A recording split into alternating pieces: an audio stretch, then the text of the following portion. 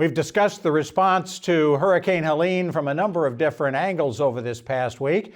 How did the schools fare? What do the schools think about when they're getting ready to do things, and from a building standpoint? And what's this going to mean going forward? Well, to answer those questions, the Chief Operations Officer of the Beaufort County Schools, Robert Oetting, joins us. Robert, anything you learned on how to do anything different from what you guys decided to do this past week? Well, one of the lessons I think we took out of this storm is to always be prepared. You don't know what you're going to be up against. I mean, we prepare for every named storm that comes. Sure. But Hurricane Helene was a little different in that the forecast showed us getting just light rain and some light winds, Yeah. but in the end, we got much stronger winds than we were expecting. So, we were prepared for winds in the low 40s, and we ended up getting some winds in the mid 70s. So that's a dramatic shift. And so the lesson out of that is, you got to be prepared for everything because you don't know what you're going to get. Boy, that's for sure. Your big responsibility in operations is making sure it all works and making sure the buildings are all prepared. We certainly didn't have to fill sandbags and do that sort of thing for this one, but what other things did you have to take into account when you were getting ready? So, well, any storm, it's all about the preparation in the building and at the beginning. And our goal is to get our buildings back up and running as soon as possible after the storm passes and making sure they're safe.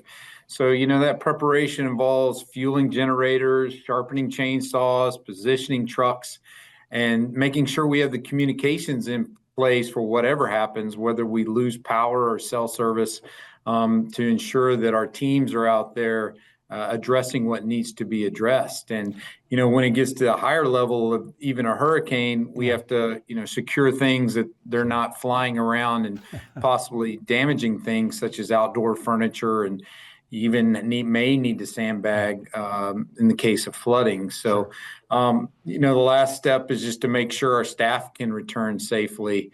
So we check in with all the departments and just make sure that we'll have that available staff when we reopen the buildings. And that was an issue in reopening this situation, wasn't it? Because you had a lot of staff that were not going to be available. Yeah, I mean, in most storms, that actually can be a problem. A lot of the staff and the citizens in Beaufort County didn't have power for several days after we were ready. So, yes, we have to make sure that those staff are able to get in, have safe roads to get to us. Some of the outlying areas, roads were still a problem. So, yes, that can be a big issue. And in the meantime, you're trying to build new schools, and you've got construction projects going on all over the county. What happens to them when a situation like this comes up? Well, luckily in this situation, we didn't have any big issues on the construction side. Most of our projects right now either are just getting started or they're working inside of buildings. Whenever you have big construction projects, just like our schools, you have to make sure everything's secure and you don't have things flying around becoming, projectiles. So that's a big thing on the construction side, is making sure those sites are safe and prepared, that things won't fly away. Last question, between now and the end of the year, what's your number one? What's number one on Robert Oetting's agenda between now and the end of the year to get done?